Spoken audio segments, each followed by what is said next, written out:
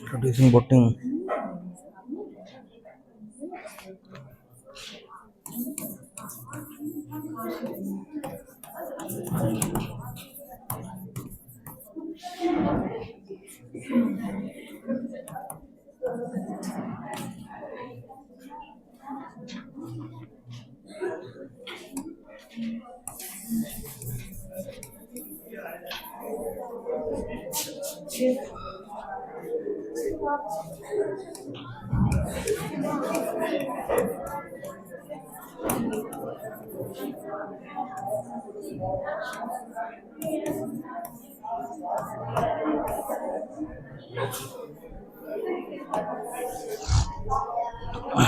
VVPAT.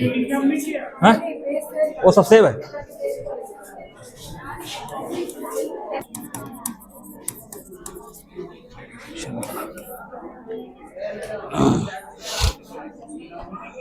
EVM क्या हुआ? बुला दे सब लोग आ जाए अंदर।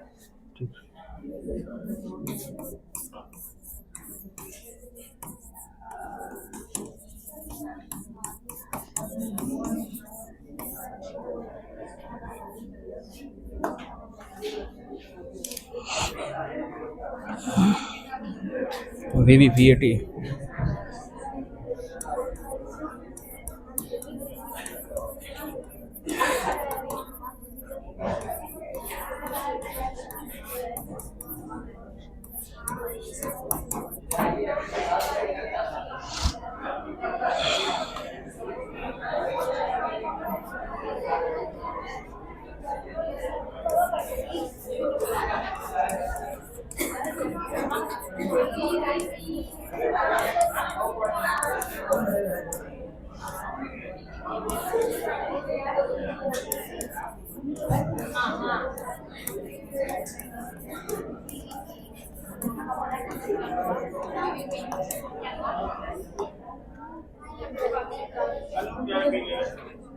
चाय भी लेंगे। सब आ चुके लगता है। प्रिंस सर भी आ गए। बच्चों एक बार जोरदार तालियों का स्वागत करेंगे प्रिंस सर का। सर इधर आइए। सर इधर बैठिए। अरे नहीं अच्छा नहीं लगा।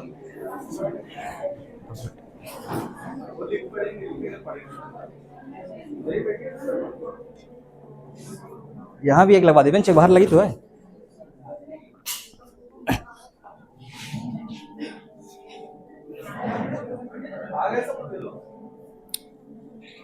लग तो रहा है।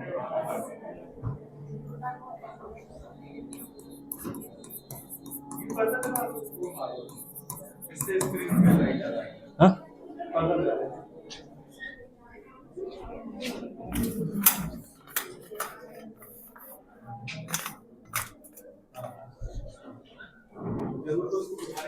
नहीं बुझाना नहीं है, बल्कि ज्यादा उधर हो गया, थोड़ा इधर भी होना चाहिए। आप स्क्रीन पे आ जाते हो, इतना है तो आना पड़ेगा। यस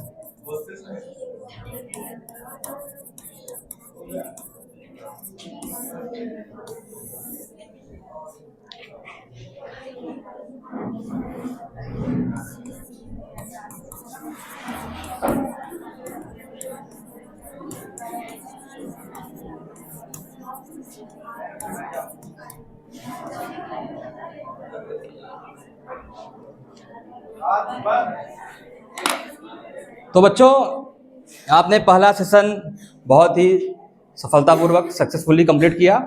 अब अगले सेशन में मैं हूं आपके सामने। जैसा कि टॉपिक आपको पहले से ही बता दिया गया था, we are talking about election reforms in India. लेकिन उसके पहले हम बात करेंगे कि इलेक्शन तो बात की चीज है, पहले हम वो सिस्टम कैसे क्रिएट किए कि इलेक्शन तक पहुंचे, है ना। We are living in a democratic system. Bharat पूरी दुनिया का सबसे बड़ा लोकतंत्र है ना, सबसे बड़ा। लगभग पूरी दुनिया की 17% पॉपुलेशन इंडिया में रहती है। आप एक सर्वे उठा के देखेंगे कि पूरी दुनिया में ऐसे कितने देश हैं जहां डेमोक्रेसी है, तो पूरी दुनिया की सिर्फ 34% पॉपुलेशन ही डेमोक्रेसी के अंतर्गत आती है। कितनी? 34, ओनली 34। और उस 34 में से 17% हमारे पास ही है, इंडिया के पास ही है। मतलब पूरी दुनिया में अगर लोकतंत्र है तो उसका आधा क्रेडिट इंडिया को जाता है। ठीक है, तो हम एक ऐसा सिस्टम बना के रखें, ये हमारी सबकी जिम्मेदारी है, सारे सिटीजन्स की, है ना। तो ये कैसे होगा? हमारे साथ, इंडिया के साथ बहुत सारे देश आजाद हुए, लेकिन आजादी के बाद से आज तक पीसफुल पावर ट्रांसफर सिर्फ इंडिया में ही चलता जा रहा है। इसका मतलब क्या है पीसफुल पावर ट्रांसफर? मतलब we are living in a democratic system where है मल्टी पार्टी सिस्टम। हमारा देश एक ऐसा देश है जहां मल्टी पार्टी हैं, कोई ऐसा नहीं कि दो दल हैं, सिर्फ बहुत सारे दल हैं। चुनाव आयोग में रजिस्टर्ड 3000 दल हैं, इलेक्शन कमीशन के पास 3000 पॉलिटिकल पार्टी रजिस्टर्ड हैं। कोई नेशनल पार्टी है, कोई रीजनल पार्टी है, कोई स्टेट पार्टी है, अलग अलग पार्टियां हैं। लेकिन फिर भी हर चुनाव के बाद हमने पीसफुल पावर ट्रांसफर एक पार्टी से दूसरी पार्टी को किया है। ऐसा नहीं कि कांग्रेस चुनाव हार गए तो प्रधानमंत्री का पद देने से मना कर दे, बोले कि नहीं हम जीते नहीं, हमारे नहीं है, हम देंगे नहीं। दुनिया का सबसे मजबूत डेमोक्रेसी बनता है अमेरिका। पिछला जो वहां प्रेसिडेंशियल इलेक्शन आपने देखा होगा, जब डोनाल्ड ट्रंप चुनाव हार गए थे तो उन्होंने पावर ट्रांसफर करने से मना कर दिया था,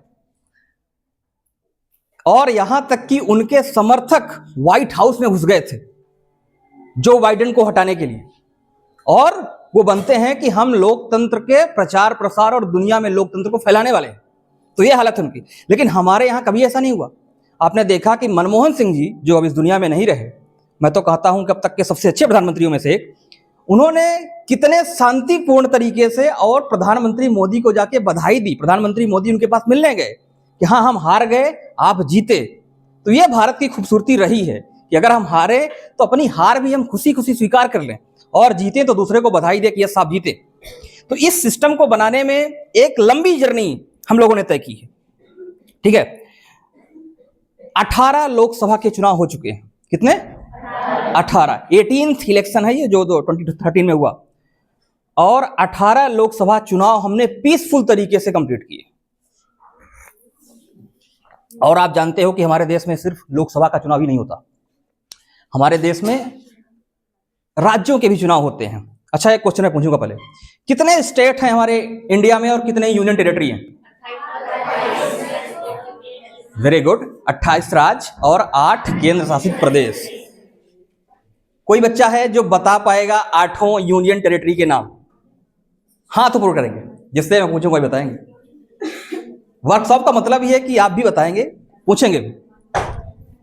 कितने ऐसे लोग हैं जो 8 यूनियन टेरिटरी के नाम बता पाएंगे? सिर्फ एक है?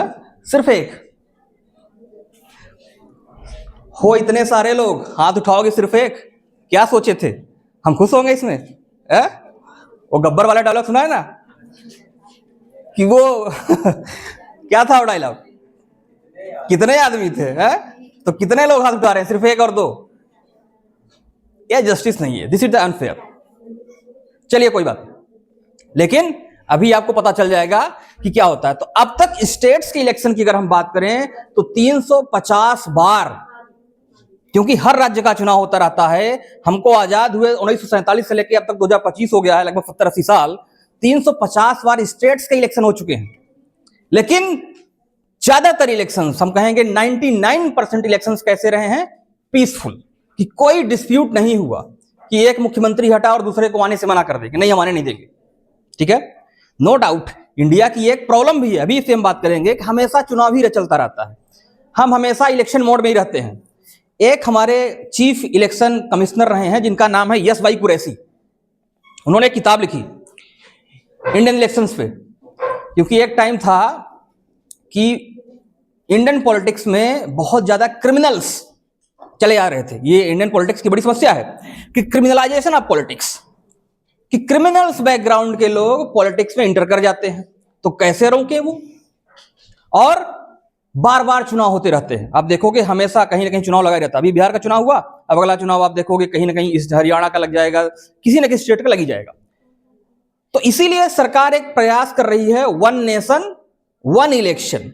सरकार ये चाह रही है कि एक देश में 5 साल में एक ही बार चुनाव हो जाए, यहां तक कि प्रधानी से लेके प्रधानमंत्री तक का, मतलब पंचायत से लेके प्राइम मिनिस्टर तक का। लेकिन इसके अपने चैलेंजेस, तो उन्होंने अपनी बुक में यह लिखा है, उन्होंने वन नेशन वन इलेक्शन को क्रिटिसाइज किया है। बोला कि एक देश एक चुनाव नहीं होना चाहिए। क्यों? उन्होंने ऐसा लिखा, एक लाइन बड़ी ही मतलब मुझे पिंच कर गई, कि जब जब चुनाव आता है गरीब की प्लेट में पुलाव आता है। उन्होंने कहा कि अगर बार बार इलेक्शन होने से ये पॉलिटिकल लीडर्स जनता के पास जाते हैं और उनसे वादे करते हैं, उनको कुछ बेनिफिट्स देते हैं।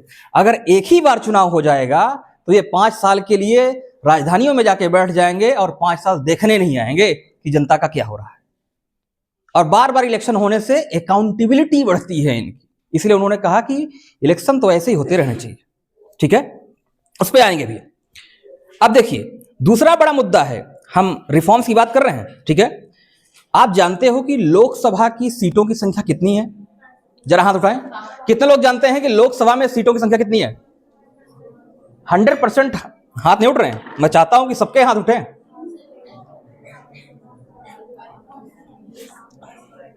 ये ज्यादातर बच्चे पॉलिटिकल साइंस वाले मुझे नजर आ रहे हैं जो हाथ उठा रहे हैं। यहां बीएससी के बच्चे हैं ना? बच्चा आप बताओ, यस हाथ नीचे कर लो। आप बताओ लोकसभा में सीटों की संख्या कितनी? 552। कितनी सीटों पर इलेक्शन होता है? नो डाउट टोटल तो 552 है, लेकिन अभी इलेक्शन कितनी सीटों पे होता है? सारी सीटों पे नहीं लड़ा जाता। बताइए। और कोई? और कौन बताएगा? साहित्य। और कोई? हाँ बताओ। नमीरा, कितने सीटों पे चुनाव लड़ा जाता है? मैं ये नहीं पूछ रहा हूं कितना बहुमत चाहिए सरकार बनाने के लिए, कितनी सीटों पे चुनाव लड़ा जाता है? 500। अगर ये बता रहे हैं 52 है तो क्या आधी पे ही चुनाव लड़ा जाएगा? ध्यान से सोचो पहले। वेरी गुड, बैठ जाइए। जिन्होंने 543 कहा है वो बिल्कुल करेक्ट है। ठीक है, अब 543 का भी डिस्ट्रीब्यूशन है बच्चों। कैसे? 543 में अब देखो हमारे देश में स्टेट्स भी हैं और यूटी भी है। तो इसमें से 530 आते हैं कहां से? स्टेट से। और 13 आते हैं कहां? यूटी से। UT means very good. तो ऐसे कितने यूटीज हैं जिनके पास अपनी लेजिस्लेटिव असेंबली है? ऐसे कितने केंद्र शासित प्रदेश हैं जिनके पास अपनी विधानसभा भी है? बताइए बताइए, आप बोल नहीं रहे हैं? हाँ?